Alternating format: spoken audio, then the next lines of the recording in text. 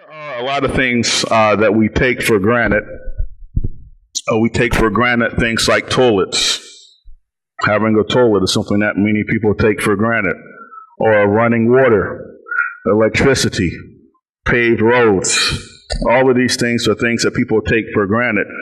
And we can become so busy sometimes that we can forget how important it is to drink water or to be able to simply have access to clean water. Water which gives life and continues our life.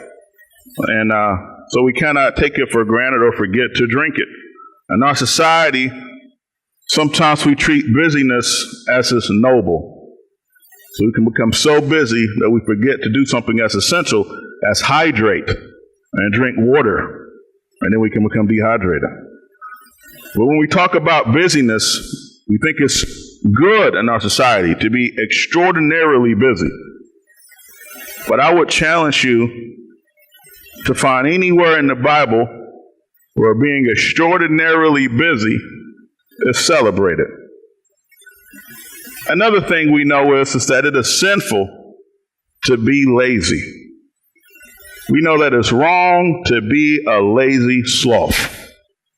And we don't like lazy folks.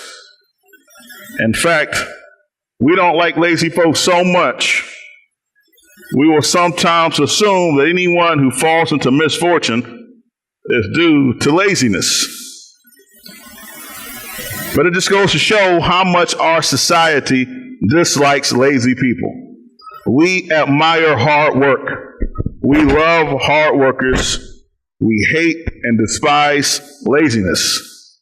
But this morning I want to talk about something called the Sabbath Rest Principle.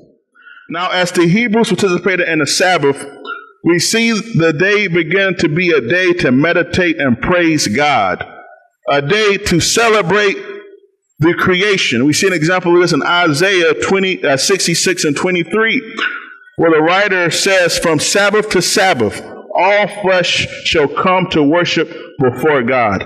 Also in the New Testament, we see many examples of Jesus going to synagogues and teaching on the Sabbath.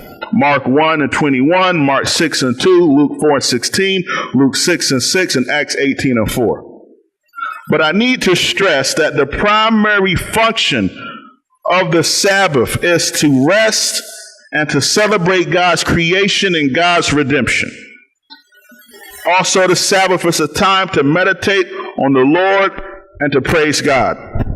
The point is, it's so important in our culture today where many of us are workaholics and super busy all the time, where we don't ever make time to rest.